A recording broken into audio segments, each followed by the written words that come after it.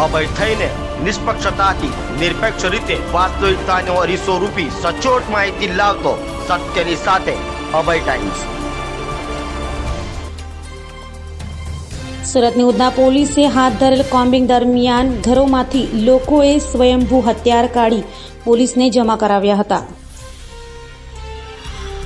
Surat police commissioner આવતાની સાથે જ ગુનેગારોમાં ડરનો માહોલ હોય તેમ લાગી રહ્યું છે। ત્યારે ઉધના પોલીસે કોમ્બિંગ દરમિયાન 10નો હથિયાર કબજે કર્યો હતો।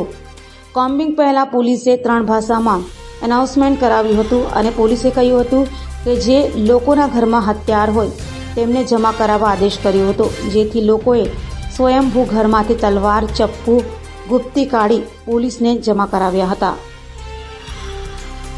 પોલીસ દ્વારા જે શરીર સંબંધી ગુનાઓ છે આ ગુનાઓના પ્રિવેન્શનના ભાગરૂપે કે જેમાં ઘણીવાર ઘાતક હથિયારોનો ઉપયોગ થતો હોય છે, એવા પ્રકારના ગુનાઓના પ્રિવેન્શનના ભાગરૂપે એવા વિસ્તારો કે જ્યાં આ પ્રકારના ગુનાઓ વધારે હોય છે અથવા એવા વિસ્તારો કે જ્યાં આવા પ્રકારના હથિયારો, ઘાતક હથિયારો અવારનવાર પોલીસને કોમ્બિંગ દરમિયાન મળતા હોય છે, એવા વિસ્તારોમાં જઈ અને એક યુનિક ઇનિશિયેટિવના ભાગરૂપે એક અપીલ કરવામાં આવી હતી।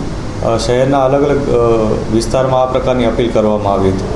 એ જ રીતના ઉધના પોલીસ સ્ટેશન વિસ્તાર અને સલાબતપુરા પોલીસ સ્ટેશન વિસ્તાર ત્યાંના પણ આ પ્રકારના વિસ્તારોમાં લોકોને જઈને અપીલ કરવામાં આવી કે તેઓ પાસે આવા કોઈ પણ ઘાતક હથિયારો હોય તો એ હથિયારો પોલીસ પાસે જમા કરાવી દે અને જ્યારે એ લોકો જમા કરાવશે તો પછી તેઓ વિરુદ્ધ એ દરમિયાન કોઈ કાર્યવાહી નહીં કરવામાં આવે, પરંતુ જો પોલીસ કોમ્બિંગ કરશે અને એનો ઘરમાંથી અથવા એ લોકોના પોતાના પાસેથી પોઝેશનમાં આવા પ્રકારના હથિયાર મળશે તો તેઓ વિરુદ્ધ કાયદેસરની કાર્યવાહી કરવામાં આવશે।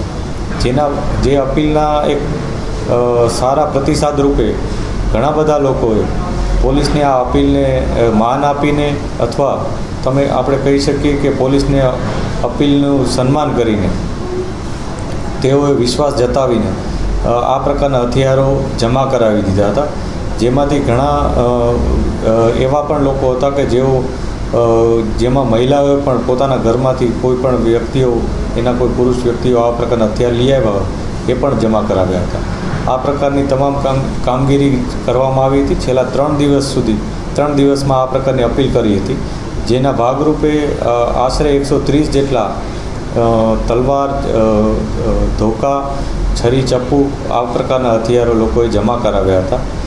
પોલીસે લોકોને જે અપીલ કરી હતી એના ભાગરૂપે આ પ્રકારના હથિયારો જમા લીધેલ છે અને આ જ પ્રકારની અપીલ અમે અન્ય પોલીસ સ્ટેશન વિસ્તારમાં પણ કરી રહ્યા છીએ।